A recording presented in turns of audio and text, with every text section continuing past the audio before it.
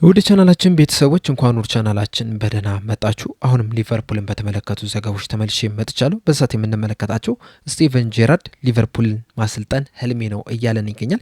ይህን የምንመለከተው ይሆናል። በተጨማሪም ዶሚኒክ ሶቦዝ ላይ ሊቨርፑልን እወደዋለሁ የሚል አስተያየትን ሰጥቷል። ይህንና ሌሎችንም ይዤላችሁ መጥቻለሁ። እስከ መጨረሻው ደቂቃ ድረስም አብራችሁ ቆይታችሁ እንድትከታተሉት በአክብሮት እጋብዛለሁ። ሰብስክራይብ፣ ላይክ፣ ሼር እያደረጋችሁም የቻናሉ ቤተሰብ እንድትሆኑም በአክብሮት እጠይቃለሁ። አሁን በቀጥታ ወደ ያስኩላችሁ ጉዳዮች ማመሪያ ይሆናል። አብራችሁን ቆዩ። በመጀመሪያ የምንመለከተው ጌትሩደን የተመለከተውን ዘገባ ይሆናል። ከጥቂት ቀናቶች በፊት ቲምቶክ ሊቨርፑሎች ጌትሩደን ለማስፈረም አስቧል የሚል ዘገባን ይዞልን ወጥቶ ነበረ። አሁን ላይ ግን ዘ አትሌቲክስ ላይ ጄምስ ፒርስ እንደጻፈው ከሆነ ሊቨርፑሎች ጌትሩደን ለማስፈረም ምንም አይነት ፍላጎት የላቸውም እያለን ይገኛል። እንደሚታወቀው በጃንዋሪ ዝውውር መስኮት ሊቨርፑሎች ይህንን ተጫዋች ለማስፈረም ፍላጎት አሳይተው ነበረ። አንዳንድ እንቅስቃሴዎችም ማድረግም እችለው ነበር። ነገር ግን በተለያዩ ምክንያቶች የዚህ ተጫዋች ዝውውር ሳይሳካ ቀርቷል።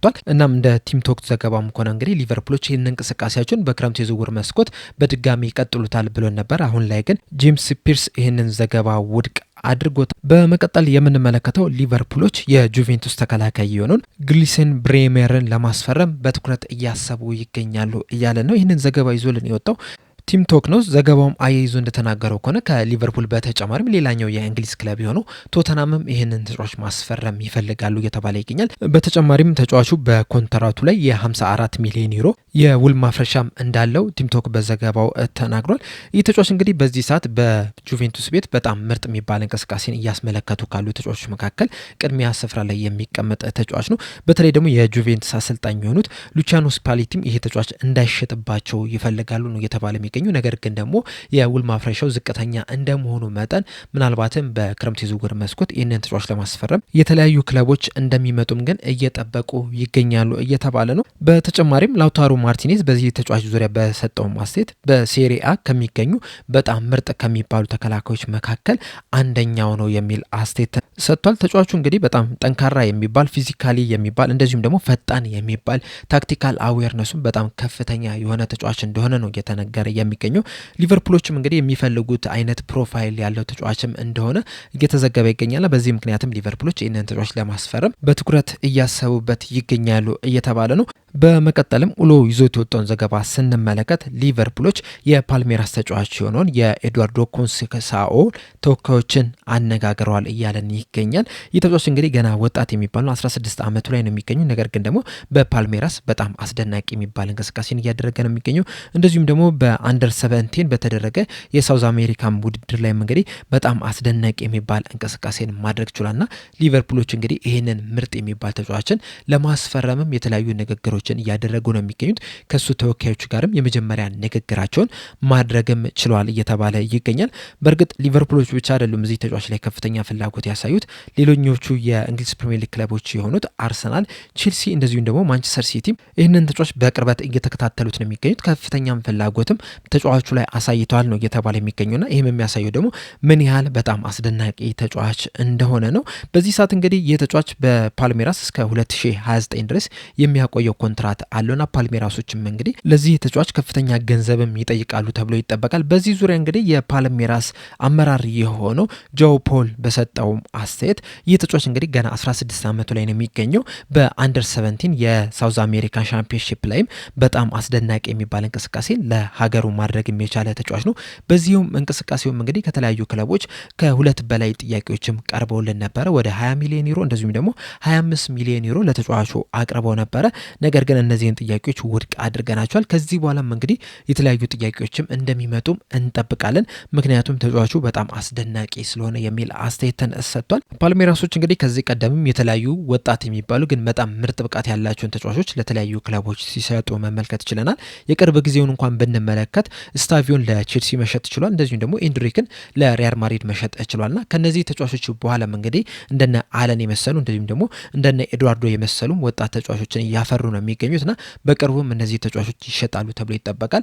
በእርግጥ ሊቨርፑሎች በክረምት የዝውውር መስኮት ይህንን ተጫዋች ቢያስፈርሙም እንኳን ራሱ በቀጥታ ወደ ሊቨርፑል መውሰድ አይችሉም። ምክንያቱም ደግሞ 18 ዓመት አልሞላውምና በዛ ምክንያት ቢያስፈርሙት እንኳን ራሱ ለአመት ከግማሽ ያህል በዚሁ በፓልሜራስ የሚቆይ ይሆናል። ነገር ግን ደግሞ ይህንን ተጫዋች ለማስፈረም ከነ አርሰናል ከነ ቼልሲ እንደዚሁም ደግሞ ከነ ማንቸስተር ሲቲ ከባድ ፉክክር ይጠብቋል ተብሎ ነው የሚጠበቀው።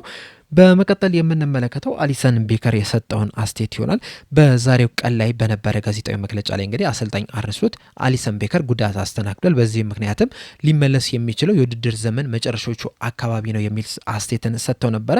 በዚህ ዙሪያም እንግዲህ አሊሰን ቤከር በትዊተር ገጹ ላይ ወይም ደግሞ በኤክስ ገጹ ላይ በጻፈው መልእክት ምንም አዲስ ያስተናገድኩት ጉዳት የለም፣ በዚህ ሰዓት ላይ ከጉዳቴ ለማገገም የተለያዩ ጥረቶችን እያደረግኩ ነው የምገኘውና በዚህ ሰዓት እቅዳችንም በአፕሪል ወር መጨረሻ ላይ ለጨዋታ ብቁ መሆን ነው የሚል አስተያየትን ሰጥቷል። ይሄ አሊሰን ቤከር የሰጠው አስተያየት ከአሰልጣኝ አርነ ስሎት ከሰጡት አስተያየት ጋር ትንሽ የሚጋጭ ሊመስል ይችላል። ነገር ግን እውነታው ምንድነው? አሰልጣኝ አርነ ስሎትም ያሉት አሊሰን ቤከር የሚመለሰው የሲዝኑ መጠናቀቂያ አካባቢ ነው ያሉት።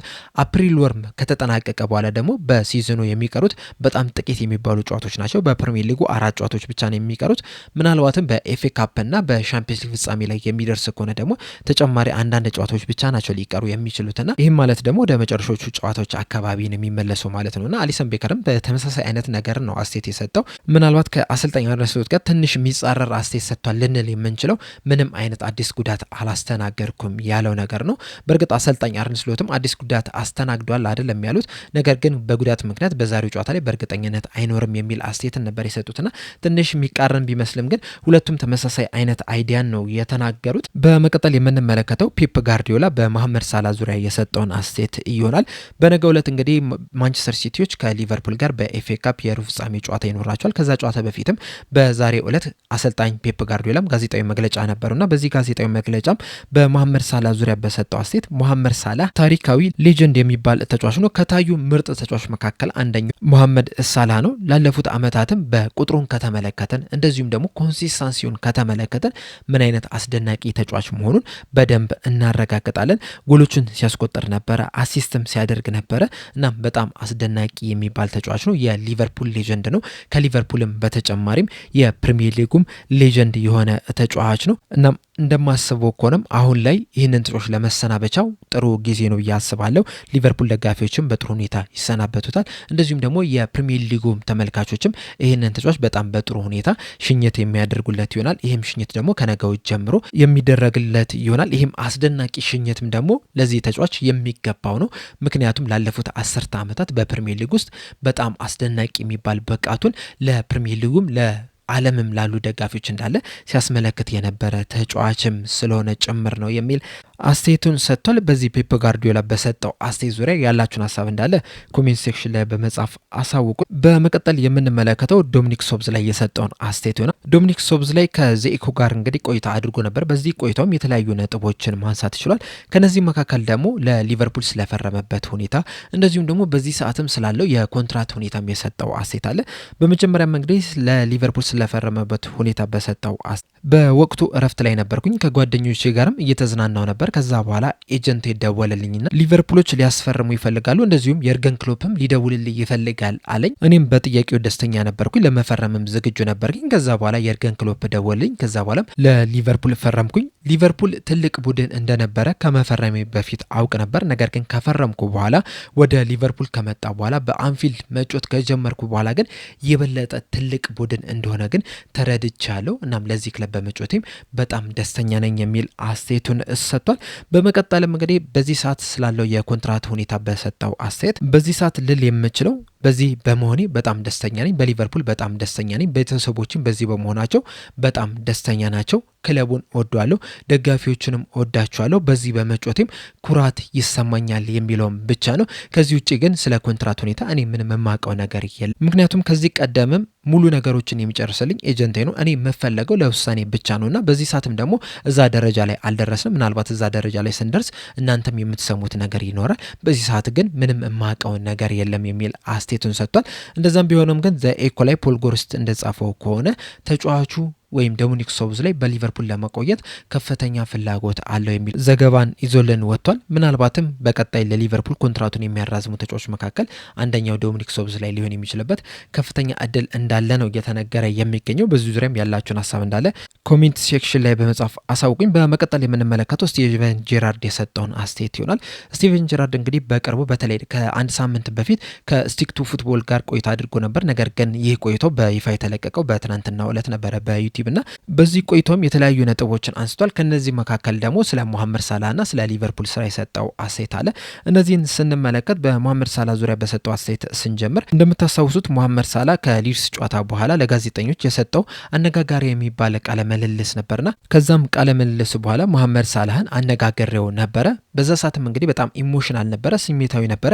እንደዛም ቢሆንም ግን ይህንን ነገር ማድረግ እንዳልነበረ ነግሬዋለሁ። እንደዚሁም ባለፉት 8-9 ዓመታት በጣም ምርጥ የሚባል እንቅስቃሴን ማድረግ ይችላል። በሊቨርፑል ቤት ውስጥም እንደ ንጉስ የምትታይ ተጫዋች ነህና ይህንን ታሪክን ሳታበላሽ በመጨረሻም በራስ ፍላጎት ክለቡን በትክክለኛው መንገድ ብትለቅ ይሻላል የሚል አስተያየትን ሰጥቼዋለሁ። በእርግጥ ኢሞሽናል ነበረ፣ በነበሩት ነገሮች ደስተኛ አልነበረም። እንደዛም ቢሆንም ግን በትክክለኛው መንገድ መውጣት እንደነበረበት ነግሬዋለሁ የሚል አስተያየቱን ሰጥቷል። አያይዞም እንደተናገረው በዚህ ሰዓት ክለቡን ለመልቀቅ መወሰኑ ግን ትክክለኛ ውሳኔ ነው ብዬ ነው የማስበው። ለተጫዋቹም እንደዚሁም ለክለቡም ትክክለኛ ውሳኔ ነው የሚል አስተያየትን ሰጥቷል።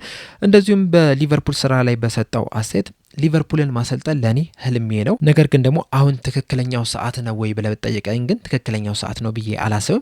ለዚህም ዝግጁ ነኝ ብዬ አላስብም። ነገር ግን አንድ ቀን ይህንን ክለብ ማሰልጠን እፈልጋለሁ የሚል አስተያየትን ሰጥቷል። በመቀጠልም የሊቨርፑል ምክትል አሰልጣኝ ሁን ተብለህ ብትጠየቅስ ትሆናለህ የሚል ጥያቄን ተጠይቆ ነበረ። በዚህ ዙሪያም በሰጠው አስተያየት እንደ ነገሩ ይወሰናል። በመጀመሪያ ደረጃ ከአሰልጣኙ ጋር መነጋገር መቻል አለብኝ።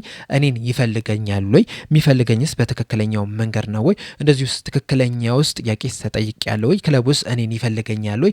እንደዚሁም ደግሞ አሰልጣኙስ ምንድነው ከኔ የሚፈልገው የሚለውን ነገር መረዳት መቻል አለብኝ። እንደዚሁም በምን አይነት ሚና ነው ወደዚህ ክለብስ የምመጣው የሚለው ነገር መመለስ ያለበት ጉዳይ ነው። እንደዚሁም እኔስ ምን ምጨምረው ነገር አለኝ የሚለውን መመለስ መቻል አለብኝ። እናም ከመፈረሚ በፊት እነዚህ ነገሮች እንዳለ መመለስ ያለባቸው ነገሮች ናቸው። እንደዚህም ቢሆንም ግን ለሊቨርፑል ምንም አይነት ቦታ ላይ ብትጠየቅ ከመስራት ወደ ኋላ አልልም። እኔን እስከፈለጉኝ ድረስ ለቦታውም ትክክለኛው ሰው ነው ብለው እስካሰቡ ድረስ መጥቼ ሊቨርፑልን ማገልገል እፈልጋለሁ።